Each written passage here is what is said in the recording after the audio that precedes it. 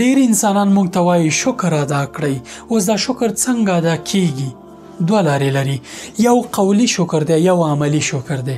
یو په خوله باندې ته د الله تعالی شکر ادا کوي، یو په عمل کې د الله تعالی شکر ادا کوي. په خوله شکر دا دی چې ته له زړه د الله تعالی مننه وکړې، الحمدلله دا نعمت دې راکړی دی. عملی شکر بیا مهم دی. هغه داسې دی چې دغه نعمتونه، دغه امکانات، دغه مال او د هر څه چې الله پاک د پوهه چې تا ته درکړې ده په عمل کې شکر ادا کړي. څنګه؟ که ته شتمن یې، دغه مال او امکانات چې الله پاک درکړي دي د غریبانو په مرسته کې وکاروي. که ته ډاکټر یې، په اخلاص باندې د خپل مریض درملنه وکړي.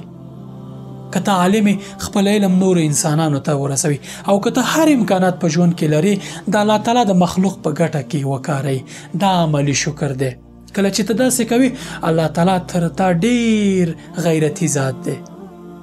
الله تعالی ته وایي چې ته کله زما بندگانو ته شکر ادا کولو باندې دغه خیر ښېګڼه رسې، نو زه تر تا ډیر د خزانو خاوند یم. ما سره تر تا ډیر امکانات دي.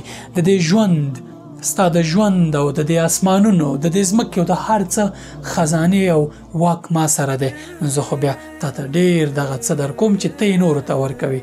که غواړې نعمتونه دې دوام وکړي او همیشه آباد، خوشبخت او نیکمرغه او د سکون نه ډک زړه ولري، نور انسانانو ته خیر رسوه.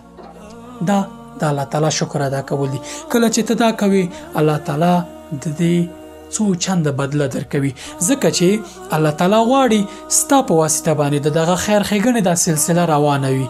ته یې غریب ته ورکوي، الله تعالی تا ته څو چنده درکوي چې هم خپله برخه وکړي، هم یې غریب ته ورکړي. عملی شکر ادا کوه.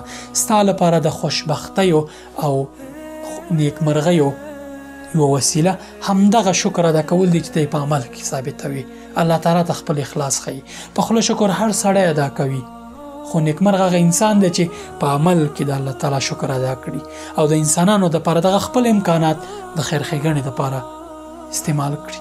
السلام علیکم.